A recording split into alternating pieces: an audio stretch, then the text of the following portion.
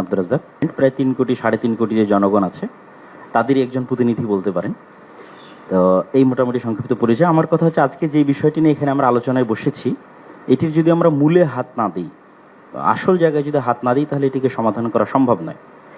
বাংলাদেশে যে সকল ধর্মের মধ্যে সম্প্রীতি বিরাজ করে তার সবচেয়ে বড় উদাহরণ হচ্ছে সাইফুল ইসলাম আলিফ হত্যার পরও বাংলাদেশে কোথাও কোনো প্রকার দুর্ঘটনা সংঘটিত হয়নি এবং সকল আলেম ওলামা নিজ নিজ জায়গা থেকে, আমি আমার জায়গা থেকে, সকল জ্ঞানীগুণী আলেম ওলামা নিজ নিজ জায়গা থেকে ফেসবুকে বক্তব্যে সবাইকে শান্ত থাকার আহ্বান করেছে।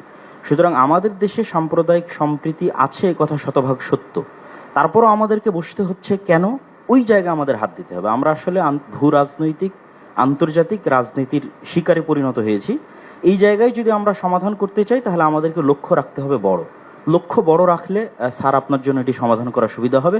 সেই বড় লক্ষ্যটি হচ্ছে প্রকৃত অর্থে আমাদের পার্শ্ববর্তী দেশে সংখ্যালঘুরা নির্যাতিত।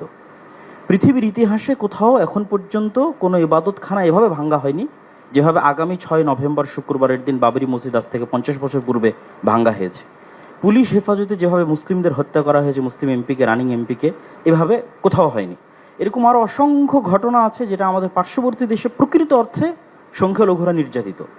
আমাদের দায়িত্ব মানুষ হিসেবে এবং তাদের পার্শ্ববর্তী দেশ হিসেবে, এবং 47-এ আমরা যে ওয়াদা দিয়ে এই দেশটাকে স্বাধীন করেছিলাম, সেই ওয়াদা রক্ষার্থে আমাদের দায়িত্ব হচ্ছে আমাদের পার্শ্ববর্তী দেশের সংখ্যালঘু নির্যাতনের প্রতিবাদে আমাদেরকে আওয়াজ উঠানো। আমাদের দেশে কোনো সংখ্যালঘু নির্যাতন নাই, কিন্তু আমাদেরকে আওয়াজ উঠাতে হবে আমাদের পার্শ্ববর্তী দেশে যে সংখ্যালঘু নির্যাতন হচ্ছে সেটি নিয়ে।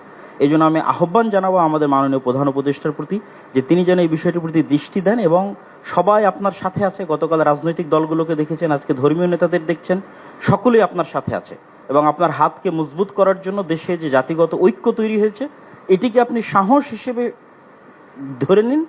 ধরে নিয়ে আপনি আমাদের দেশের স্বাধীনতা এবং সার্বভৌমত্ব রক্ষার জন্য আন্তর্জাতিক জগতে ফাইট করেন এবং আমাদের যে বন্ধু রাষ্ট্রগুলো আছে, সার্ককে শক্তিশালী করে, আমাদের বন্ধু রাষ্ট্রকে শক্তিশালী করে, যারা পাল্টা আমাদের উপর মিথ্যা অপবাদ দিয়ে আমাদেরকে ছোট করতে চাচ্ছে, তাদের সামনে আমাদের দেশের এই সাহস এবং সম্প্রীতিকে আপনি তুলে ধরুন। ধন্যবাদ। এতটুকুই আমি আপনার কাছে দাবি জানাবো।